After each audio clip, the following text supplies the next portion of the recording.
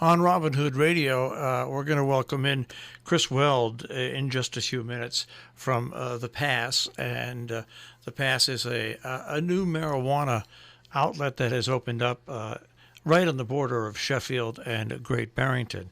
And for those of you that think this is a overnight sensation and an overnight success, I think you're going to get a lesson on how things really are built from the ground up. Chris, thanks for joining us today.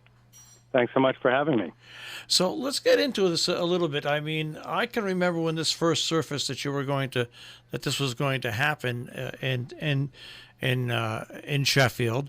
I've seen other stories about other outlets in Massachusetts, and this is no easy task and no short-term adventure. When did you first start working towards building the pass? You know, it feels like it was about 25 years ago, but in reality, a little over 2.5 years ago. That's when my partner, Michael Cohen, and I decided to pull the trigger, so to say, and delve into this brave new world we have where cannabis is now legal in our state. Now, what's interesting about, and I talked a little bit with Chris about this off the air, I think we're kind of lucky around here. In a lot of parts of the nation that have legalized cannabis, there's big business trying to get their way into it, squirm their way into it, and control it.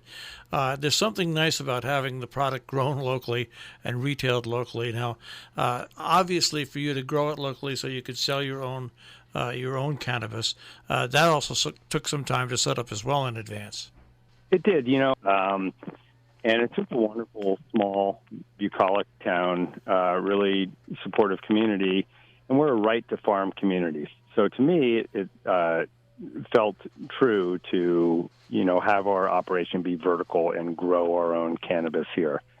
But it has been a bit of an arduous process. It's been 2.5 years with the state. This is a nascent industry, and the state is trying to figure out how to regulate it properly. And kudos to them, really working to prevent diversion. But it's been definitely a learning experience. But along the way, I think we are figuring out an awful lot of things, and I think the state has done a good job really trying to keep this out of the hands of big business. And so they have limited not only the size of grows that you can have, where some places on the West Coast it's pretty easy to have multitudes of acres. The largest grow in Massachusetts is 100,000 square feet, which equates to about 2.5 acres. They also limit the number of licenses any institution can have. And so the most number of stores that one group can have is 3, and same with grow sites and same with processing sites, with the caveat that the total canopy or area that you grow is never more than 100,000 square feet. So I think that in and of itself forces the hand of big business. They can't come in and buy up a dozen licenses like they can in other states. Well, let's talk a little bit about you and the past. First of all, how did the name come about? Well, the name came about through a whole bunch of kind of thought sessions focused around it, and we thought that it was fitting. The pass was fitting. We live in the mountains, so it's the physical aspect of a mountain pass. There's the sort of the legal pass that we've gotten a hall pass now, and cannabis is legal in the state, with the state voting strongly in favor of legalization. There's the proverbial pass the joint theme, and then there's the passing of one state of mind to another. So kind of multitudes of reasonings behind the pass. Now, I do want to add something here, and whether you agree with cannabis sales or not, what I see first when I went to Theory Wellness and went to you employ a lot of people. We do employ a lot of people. There's, as I mentioned, it was strongly voted for in the state to legalize it, and it's a really exciting time. It's one of the sort of the biggest opportunities to come about in business in recent years. But that being said, there are other reasons to get behind this. There is a very strong economic component that affects the community. So Sheffield has been very supportive of me and this project in general throughout the years. And currently we have a little over 40 people on the payroll. But the town also gets some revenue from the sales of this. So, there's the economic incentive behind this. And then also there's a wonderful teaching opportunity or educational opportunity. Cannabis has, obviously been around for millennia and will probably be around for quite some time to come. And this is an opportunity for us to teach from within the industry. And I think we have a lot of street cred when we're talking to those who, the youth who don't have a developed prefrontal cortex about education and, proper use or consumption of cannabis. All right. Now, the thing I want to talk about is when I was growing up, and I was a lucky guy. I grew up, and my radio career was in Kingston, but I lived right on the border of Woodstock. And yes, there was a lot of marijuana around then. But the first thing I noticed between then and now is the potency, and there's a total difference in what was smoking a joint 50 years ago or 40 years ago, and now. I mean, it really is an amazing product that is almost totally different than it used to be. I think that's true. So not only has overall potency increased with breeding, so that the delta 9 THC, which is the component that essentially gets you high, has increased, and there are strains that are pushing 30% now, and it might have been 5%. Back then. So the potency is much stronger, but we've learned so much more scientifically about the endocannabinoid system and all the other cannabinoids that are associated with the plant, not just THC, so 100 plus of them. And we're starting to figure out now that it's getting studied a bit more that they all have different effects. So, it used to be that you would find somebody and you would get cannabis and it was called, pot or bud or whatever. And now it's called flower. And often one would never know, and this still holds true a lot of time in the black market, what strain you were getting. But now you can actually curate the effects that you are looking for from the cannabis, not just in the high, but also whether there's CBD in it or there's something called CBG in it. And all these things have different beneficial aspects to them. So they may sort of help reset pain thresholds or work on anxiety or help with sleep. And by altering the levels of these these cannabinoids in the final product, you can really curate the effect that you're looking for. And I really don't think that was available 20 years ago.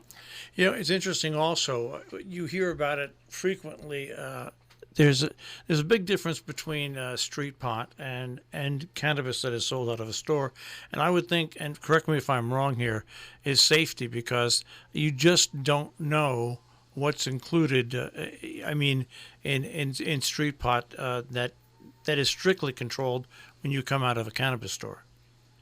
Correct. So even in the best of times, and if it was grown well, and there's nothing added to it. I mean, there's some horrific situations in New Haven last year where 20 people were rushed to the hospital from some synthetic marijuana that they bought. And in the cannabis business world, we are beholden to incredibly stringent guidelines, and we're not allowed to use, very little. We're allowed to use very few things on our product or on the plants. To the point where we actually had to source 4 different soil sources until we found one that would pass stringent testing. So these are, organic compost companies that we couldn't even use the soil on our plants because cannabis is a bioaccumulator. So in the black market, things are sprayed on it. There's pesticides, fungicides, and then it's not tested. So our lab tests cost about $500 a batch. They go through heavy metals and pesticides and herbicides and mold count. So everything that is sold in the legal cannabis world, particularly in Massachusetts, has gone through just very stringent, strict testing guidelines. Now, as I mentioned to our listeners, when the first day you opened up, I drove up. I had to drop a friend off in Canaan, and I said, "Let me go up there and see what's happening at the pass." And when I got there, I was waved in. You got it's not intimidating at all going to your store. I mean, you have plenty of room for safe parking for getting on the highway and off the highway, but also your entrance into the store. There's just plenty of room, and also plenty of people to guide you around. It's almost very simply. It's not intimidating as one might think it might be. I think we're very fortunate, again, to be in a rural community, a bucolic setting with a beautiful cornfield right across the street from us. And we also grow on site there. So we grow our own cannabis on site in greenhouse and in an indoor building and soon to be outdoors as well. And we also process all of what we grow on site as well. And so we do. We have a lot of parking area. The flow is wonderful. You're not jockeying for spaces. We have an amazing team that we've brought on board. We hired about 25 people for the store last month, and they're all very well educated. And there's an awful lot to be educated on now in the cannabis world. So, we have people who are very savvy and are up to date on different cultivars or strains that they research on the internet, and they know exactly what they want and they're looking for. And we have first-time users who are looking for pain relief or help with sleep. And we have people who, have been out of the game for 30 or 40 years who are coming back in curious as to how the playing field has changed. And so our team in there is very well educated, and they're really excited about this opportunity, and they love educating consumers on what we carry, which, by the way, we have a wonderfully curated selection of cannabis from other providers in the state. Obviously, cannabis is not allowed to cross state borders. And we have just started rolling out our products as well, so vape carts and flower that we've grown and something called shatter. And so whatever it may be, if you're looking for just a tincture or an ointment to help with arthritis, or you're looking for some of our new freshly cured flower, we've got a great selection in there and people who are very willing to help. Yeah, when I was up there, I saw the selection, and everything from edibles to vapors to, like you said, to creams to things to help, and then a pretty wide selection of regular old, I'll call it flour. Okay. Thank you. Yeah, but it takes a while to get used to that one. Well, at 67, it's really hard. I mean. Yeah. So now let's get down to the basics so people know what hours and are you open, and are you open 7 days a week? We're open 7 days a week from 9 to 8. And the website is thepass.co, not .com, but thepass.co, THEPASS.co. And also on that website, you can pre-order. So the deal is with the pre-orders is you can look what you want. You can order it. We're pretty up to date on our orders. We pick them and process them very quickly. And they just need to be picked up in the same day. Otherwise, we have to break them back. Or that's a great way to get in and get out. If you're somebody who's, wondering how an edible may affect you versus flower and the time of onset and what strength, then come in and talk to one of our folks in there and spend a little time and learn how the industry and the available products have changed over the years. Well, once again, the website is thepass.co.